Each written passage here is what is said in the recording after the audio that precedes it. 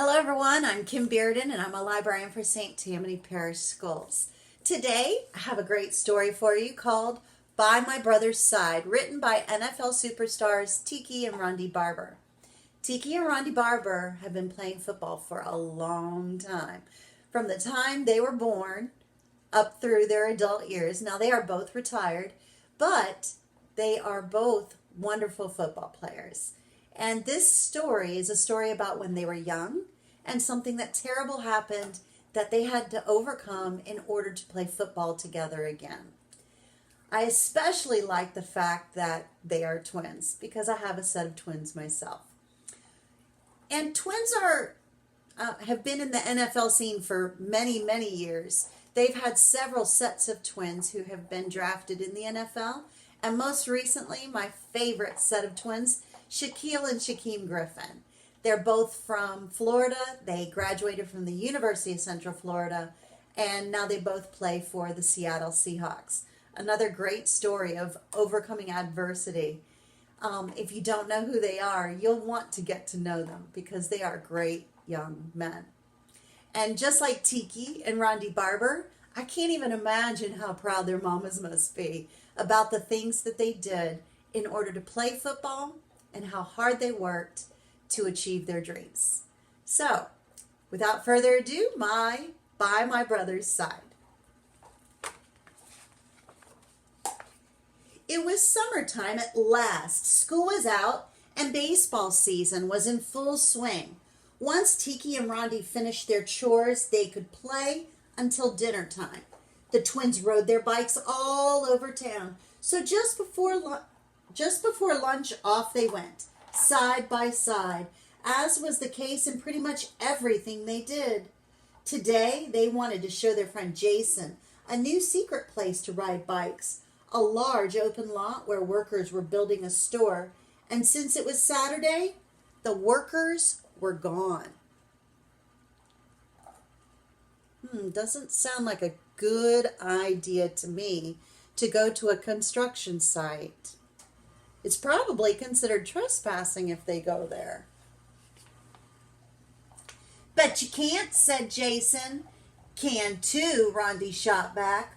Watch this, you guys. As Tiki and Jason watched, Ronde slowly rode his dirt bike up and along the steep edge. Whoa there, Ronde thought. Easy does it. The bike zigged and zagged and bounced, but Ronde steadied himself and held on. See, said Ronde, now you try if you're so good. Well, I'll show them, he says. He rode his bike to the far side of the huge dirt pile, and he popped a wheelie. Then he started up the hill. He stood high on his pedals, pushing with all of his might. The bike wheel spun wildly, spitting up the dirt. Then the loose dirt on the hill's edge suddenly gave way. Tiki toppled sideways, over the handlebars, down, down, burnout. He lay there blinking. His head was reeling, but his knee hurt so much more.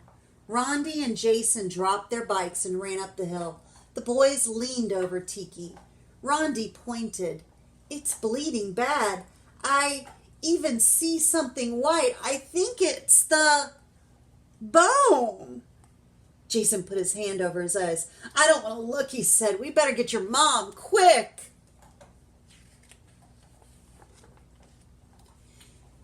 In the doorway, Dr. Myers was whispering. He needs lots of rest, Mrs. Barbar.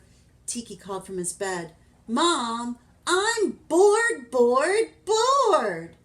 Tiki's mother looked the doctor in the eye. What about his leg, doctor? Will he be able to run like Ronde and the other kids? For a moment, she remembered when the twins were born, smaller than most babies, and how the doctor at the hospital had told her to take special care of them. She had thought then, like now, that no matter what, the boys would always have each other. It's a serious injury, Dr. Myers answered. I'm not sure he will ever play sports again. Mrs. Barbar glanced at her son. Please, let's not tell him anything like that, she said, as she and the doctor walked slowly toward the front of the house. On the way to the door, Ronde raced past them. Hi, Mom. Heading to the boys' room. But when their mother returned to the boys' room, the twins were gone. She hurried to the back door. Tiki's crutch was on the kitchen floor. Their mother looked out the window and saw Ronde on the street tossing a baseball to his brother, who was hobbling and hopping on one leg, but still managing to catch and throw the ball. Inside at once, both of you. Tiki groaned. Mom, there's an all-star baseball game tonight. The team needs me. Yeah, Mom, I haven't ever played without Tiki. He's the fastest guy we have. Can't he even... No, she said firmly. Then she turned to Tiki. As far as you, Buster, Ronde will have to play for both of you. You're resting for as long as it takes. Ronde broke in. Don't give up, Tiki. I'll hit one out tonight for you and for me. Tiki glanced up. Really? Will you? Promise, Ronde said with a grin. For both of us. July was long and hot. Whenever Ronde would go out to play baseball, Tiki would say, maybe I could just... Not today, Tiki's mother would respond, and he knew she meant it. In the afternoon, Ronde and Tiki sat in their room, talking brother to brother. The wall was filled with pictures. Bo Jackson, Michael Jordan, Walter Payton, and above the dresser was a picture of the twins smiling, holding a trophy. Ronde pointed to the photo. Do you remember the game? Do I ever? Tiki moved his raised leg to the other pillow. They loved to replay that special game in their minds. The County Super Bowl Pee-wee Leaguers, the Cave Spring Vikings, their funny purple uniforms. Remember what Coach always said, Ronde is 21 and Tiki is 22 because R comes before T, and this is how I can tell you apart. Both boys burst out laughing. And remember that great big kid on the Browns, Tiki said? I thought he'd run over us like a truck. Me too, but the bigger they are, the harder they fall. Just ask Coach Mike. And the field, when I'd run for a long touchdown, I thought I'd never reach the goal line. But you did, and we stuck together and won. Remember the song they played over the loudspeaker afterward, Ronde asked? We are the champions. I can still hear it. August was better, just a little. Baseball season was winding down, and for Tiki, it was still the longest summer he could remember. Ronde dug in at the plate. Tiki sat in the dugout with his legs stretched straight out, cheering on his brother. Ronde rode his bike. Tiki sat under a tree waiting for his brother to come around the block one more time. Ronde practiced his sprints. Tiki watched, counting the weeks until football practice would begin. Ronde walked fast. Tiki limped behind. Come on, Tiki, you can do it. I know you can. We're supposed to meet Chris in 5 minutes. I'm trying. Wait up. You know I won't leave you behind. See how the brothers work together? It's excellent. Tiki's mother would tell them stories about when the boys were very little and how the doctor had told her they should never play too hard. You two were never the biggest for your age, but you always worked hard at what you loved. And look at you now, their mother laughed, playing all the time. Look at him now, Tiki grumbled, pointing to Ronde. I'm sure I'll never be able to run that fast again. And football practice starts in just 2 weeks. Their mother paused. Remember when you both tried out for the basketball team and you didn't make it? You didn't quit then, did you? Tiki was silent. It's like I've always told you, believe in yourself and others will too, she said softly. Wait, wait and see. Finally, the doctor gave his orders. No more brace. Tiki bent his knee back and forth. Go slow, the doctor said, and take it easy. Let's go outside, Ronde whispered. Ronde took the old football out of the closet and passed it to his brother. It was the first football the twins had ever owned, a gift from their grandmother. It was rough now, scratched and worn, but it felt good in Tiki's hands. They hurried downstairs and outside the parking lot. They warmed up, passing the ball back and forth. Go out, Ronde. I'll hit you. Tiki moved gingerly on his stiff leg over the pavement. Ronde faded back, calling out, sounding like a sports announcer. Ronde Barbar looks for a receiver. He spots his brother near the 10-yard line. A perfect spiral, bullseye. Catch by Tiki Barbar. Tiki called back to his brother in his own announcer's voice. He waved the football over his head as both boys shouted at the same time, touchdown! Then September arrived. Tiki felt stronger and stronger. Football practice was every afternoon, even on the hottest days, but the boys didn't mind. They were teammates together again. Before practice, Ronde and Tiki sat under the bleachers with their notebooks spread out. Homework first, their mother always said. It's not hard if you do a little every day. Ronde worked on math, his favorite subject. Tiki read his history book. Sometimes he liked to dream of becoming an astronaut. Finally, a whistle sounded. The twins ran out with the others to the center of the green field. At practice, they always ran everywhere. One of Coach Mike's favorite sayings was, only two people walk here, Coach Mike and the mailman. Everyone warmed up. Ronde jumped up and down. Tiki stretched his leg. So far, so good. Today, no one was wearing pads, and he felt so light on his feet. Yes, I can do it, Tiki said to himself. The offensive team practiced running wide around the end. Tiki sprinted outside and tiptoed down the sideline again and again. But just before practice was over, racing back, he slipped and fell.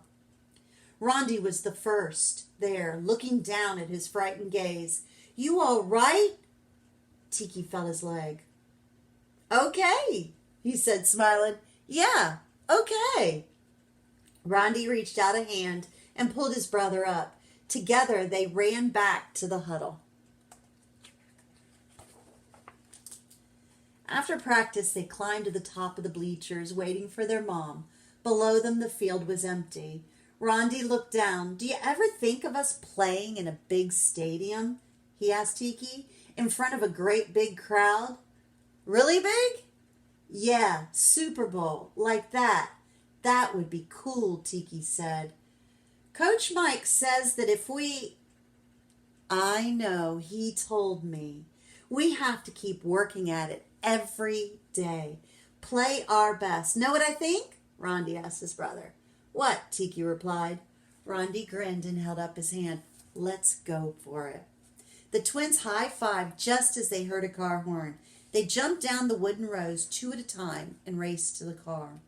What's up with you two? Their mom asked as they piled into the back seat. We were just talking about... about stuff. About becoming really, really good football players. Yeah? About even playing in the Super Bowl. Their mother smiled as she started the car. Well, she said, maybe, if you work hard enough. Saturday morning, game time at last. The twins' small faces stared out from underneath their helmets. Their mom was there, as always, watching and cheering. The boys looked up at their mother. Give it your best, she said. Don't forget, play proud. The opponents were getting to kick off. The The receiving team raced onto the field. Ronde and Tiki were farthest back, deep, side by side. The kicker raised his hand. He moved forward with short steps. The football soared high into the air, end over end. "Yours!" Ronde called out as Tiki circled beneath it. "Follow me to the left all the way." Tiki opened his arms and caught the ball. Play proud. He was racing now with Ronde just beside him, their feet flying high over the grass. Tiki and Ronde, Ronde and Tiki, together, all the way champions. Brothers, side by side. The end. Now on the back of the book, there is a picture of Ronde and Tiki Barbar in their numbers 21 and 22 at their Pee Wee League championship with their trophies. Then you see above them their NFL pictures. Ronde played for the Tampa Bay Bucks for a very long time, and his number was 20. And Tiki played for the New York Giants, and he was number 21. If you notice, they were 21 and 22. They both moved down one digit. Ronde went from 21 to 20. Tiki went from 22 to 21, so that the R still came before the T. I love this story. And I love this very last picture. Brothers side by side. Even if you're not a twin, you have a brother or a sister. Remember that you are family and you are in it together. And sticking side by side is the best way to get through things in life. Always having family there for you is important. And if you don't have brothers and sisters, you probably have relatives or friends that are still there for you. Those people are very, very important in our lives. We may not be NFL stars, but we do have people who love us. I love these stories, especially the ones of overcoming adversity, being told you'll never be able to do something, and not only do you do it very well. Overcoming that adversity is a great thing. So, I hope you enjoyed our story by my brother's side, and until next time, remember to keep learning and keep reading. And now a message from Burrow. Burrow says, keep learning and keep reading. Right, Burrow?